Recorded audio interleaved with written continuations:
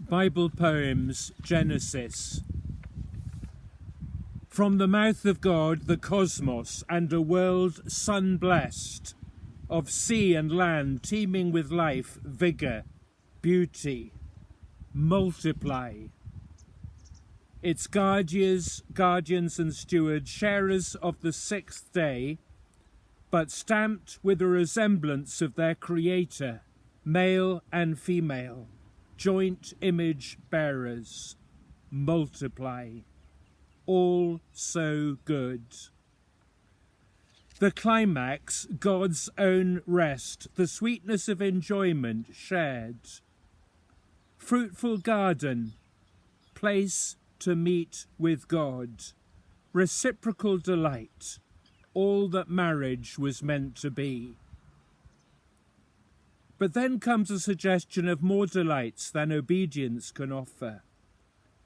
Consent is mutual, consequences tragic. What have you done?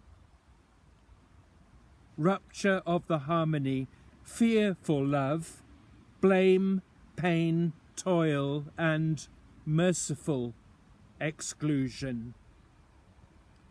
So this is what death looks like. But hints of grace in the way God closed them and in the promise of the serpent's conqueror. Today in paradise with me. Sin and tragedy spread, a brother murdered. Cain is spared to found a dynasty, and from Seth a line of grace. Long lives are followed by inevitable death. But Enoch walked with God and was taken to be with him. Eternal hint. Evil multiplies till even God has second thoughts and sends a flood to cleanse the world. Noah, who also walked with God, is given grace, a warning, and the plans to build a boat of rescue, model for God's future purposes. Through the torrents, his family and the species are saved. Noah builds an altar. God makes a covenant with all creation, not to destroy with water, and to preserve earth's fruitfulness. The rainbow has new meaning as God's covenant sign, God's never.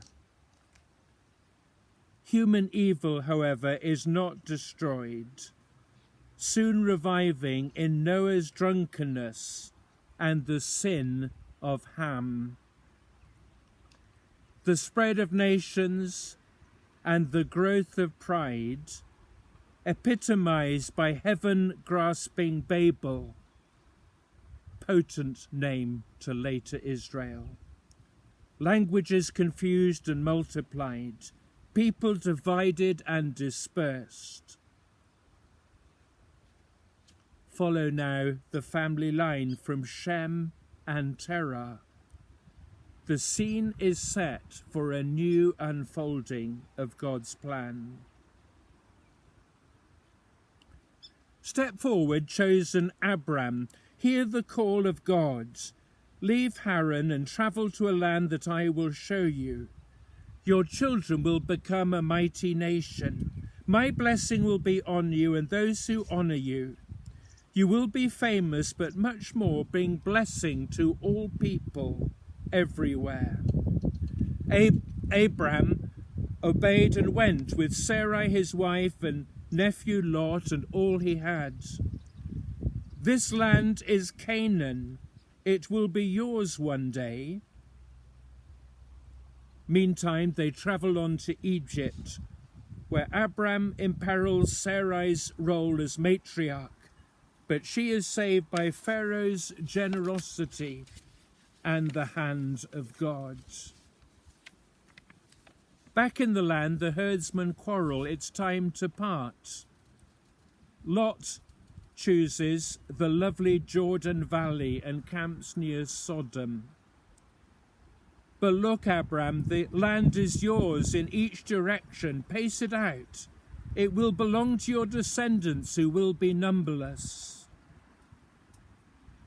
When Lot's choice leads to captivity, we have a glimpse of warrior Abram going to the rescue.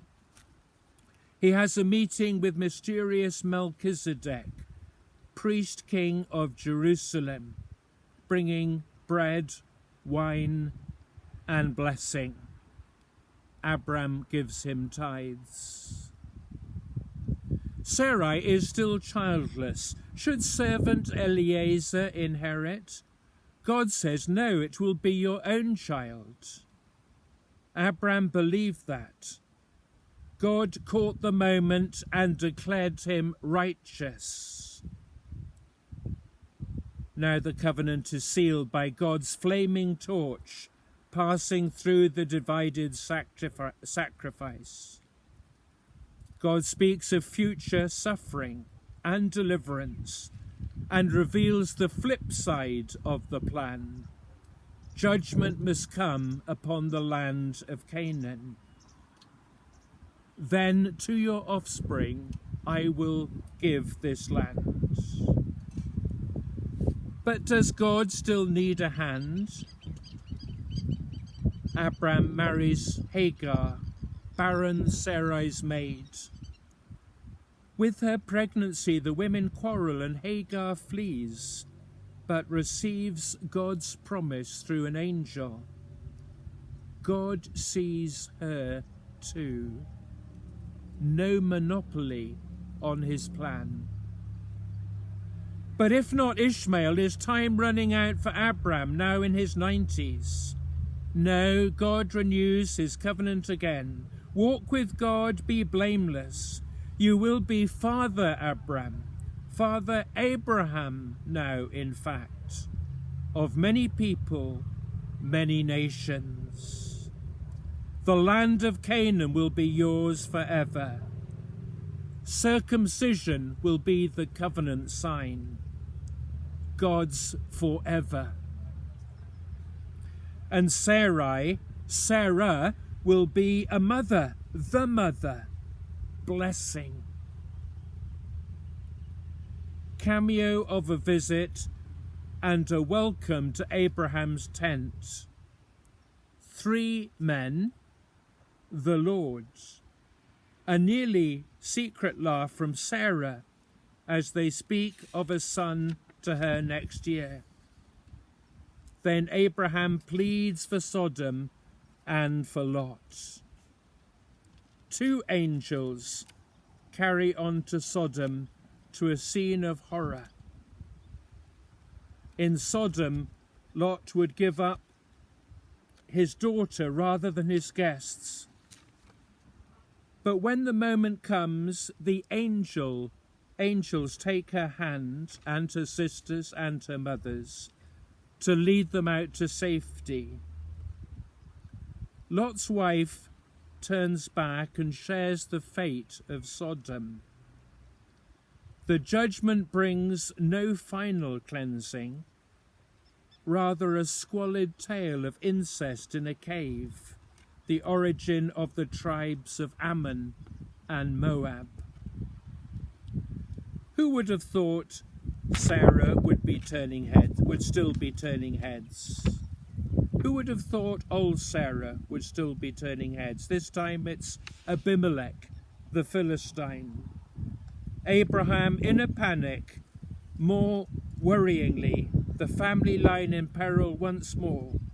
But again, God saves her.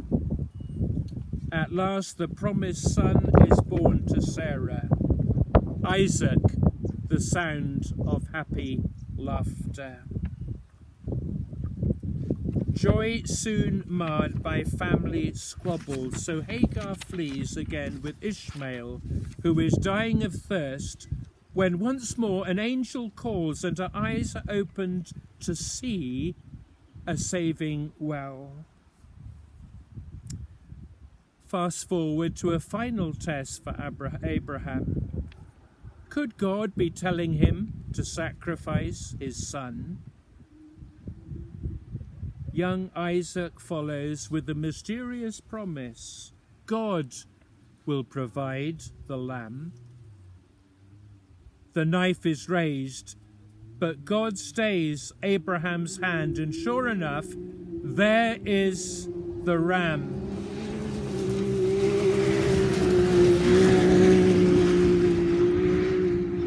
This son was spared. Through Isaac, the line of promise will continue. When Sarah dies at last, Abraham buys the Hittite's cave in which to lay her, the only plot he owned of all that he was promised. A trusted servant is sent to find a wife for Isaac. God guides his journey, and Rebekah willingly returns with him. This marriage honoured in the prayer book. There follows the tale of Esau and especially Jacob. The twins begin their struggles within Rebekah's womb. Jacob, the supplanter, also happens to be God's choice, though younger. Jacob steals from Esau his birthright, and aided by his mother, his father's blessing, a meal the price of each. Off Jacob goes to Uncle Laban to flee his angry brother, and in this both parents are agreed to find a wife. Now God steps in, as if he wasn't all along, as Jacob, fleeing from Beersheba, spends the night alone, a stone his pillow. He dreams there is a ladder from heaven to earth with angels going up and down, and at the top the Lord himself. I, the God of Abraham and of Isaac, will be with you and bring you home again. You are the one I've chosen to carry on the promised line. In this land your descendants will be numerous, and they will bring blessing to all peoples of the earth. Jacob called the place God's house, Bethel. His pillow stone became a pillar to mark the spot. If God will be with me and bring me back one day, then from now on he will be my God. I will be his, and give 1/10 of all I have to him. Jacob, God's work in progress, arrives in Haran and meets lovely Rachel by a well. Her father Laban sees his opportunity and is glad to promise Rachel for 7 years of labour. For Jacob, time sped by, the things we do for love. But in his marriage bed he wakes to see her sister Leah, Laban's trickery. So Jacob finds himself married to 2 sisters, but just one loved, and working 7 years more. The children from whom the tribes of Israel will be named arrive in quick succession, but none to Rachel. The mother's Leah, then Rachel's maid Bilhah, made concubine, then Leah's maid Zilpah, then Leah again, Reuben, Simeon, Levi, and Judah, Dan and Naphtali, Gad and Asher, Issachar and Zebulun, and one sister, Dinah. At last a son is born to Rachel also. His name is Joseph. Meanwhile, Laban's flocks do well under Jacob's stewardship, who also hones his breeding skills and tricks. The wily is outwitted. Now a wealthy but less favoured man, Jacob persuades his wives it's time to head off back to Canaan. human trickery, Rachel's this time, and the help of God get them away from Laban. But will brother Esau be the fire to Laban's frying pan? Who would have thought the Lord would meet Jacob in a wrestling match? Or maybe it epitomized their relationship all along. Jacob gains a limp, a new name, Israel, and a measure of peace. Sure enough, Esau is friendly, and family feuds are postponed until the days of Edom. Instead, Simeon and Levi take revenge against Hamor for Shechem's rape of Dinah. God calls Jacob to move on back to Bethel, where he had met with him before. Put away your gods and worship God. There God renews his covenant, the land, the offspring, the destiny, kings, the blessing, and Jacob's new name, Israel. Beloved Rachel dies giving birth to Benjamin, Jacob's 12th son. Isaac also dies at last. How did God's people find themselves in Egypt? It all began with family conflict. Joseph, father's favourite, takes on heirs, sneaks on his brothers, and has grandiose dreams of leadership, rebuked but not forgotten. As he goes to visit them where they have taken the flocks, they recognize him coming. That coat stands out a mile, and argue whether or not to murder him before they throw him in a pit. Oldest brother Reuben does try to stay their hands. Unknown to Reuben, they sell him to some passing traders, Ishmaelites, which achieves their purpose with no bloodletting. His robe is blooded, though, and hard-heartedly they convince their father of his death. In this way, Joseph reaches Egypt and becomes the slave of Potiphar, the chief guard to Pharaoh. Meanwhile, Judah, one to keep an eye on, disgraces himself with his widowed daughter-in-law, Tamar, though baby Perez will be in the line of kings. Can Judah redeem himself? Joseph flourishes in the place where he is planted, earning trust and admiration, but too much admiration from Potiphar's wife, who wants to sleep with him, and then takes revenge when her advances are rejected. Now in prison, Joseph's qualities are recognized again. He is prisoner turned prison manager. Here God gives Joseph a new gift.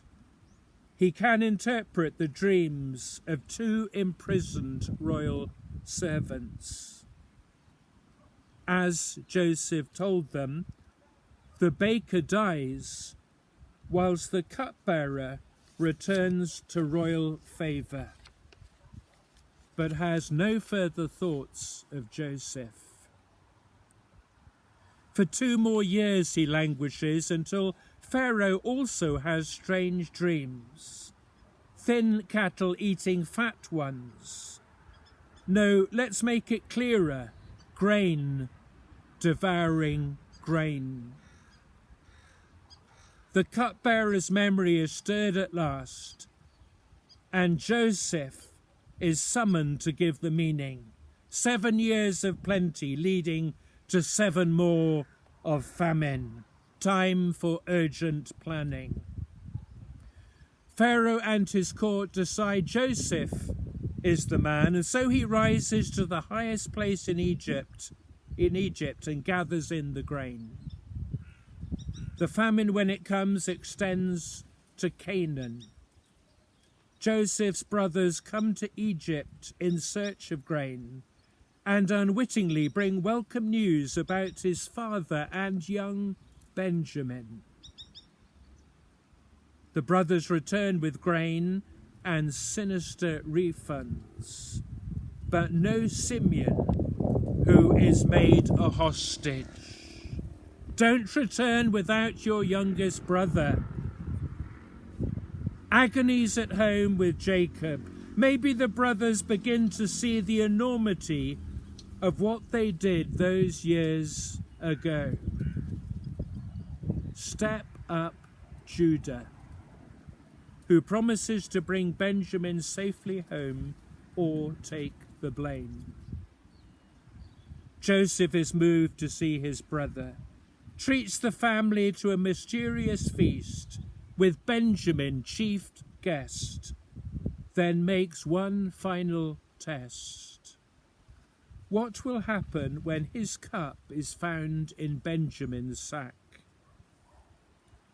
Step up Judah, again to confess their guilt and offer to take Benjamin's place as slave.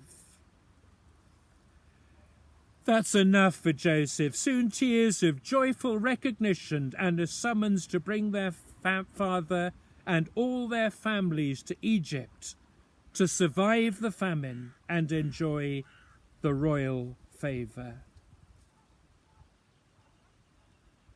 The family settle in Goshen while Joseph oversees the famine relief, but turns Egyptians into serfs.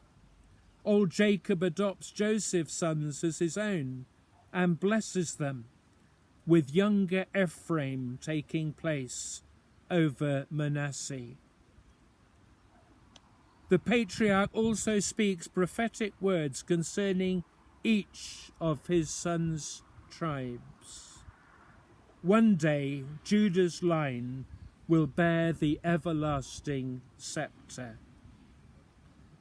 At Jacob's death, they take his body, embalmed Egyptian style, back to the family grave in Canaan, the Hittites' cave. Joseph's brothers fear a crisis, revenge from Joseph.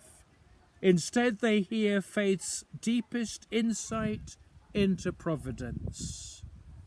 When you meant evil, God meant good. That was for the past.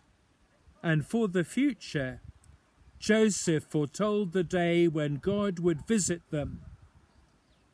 And when you go, my bones are going with you.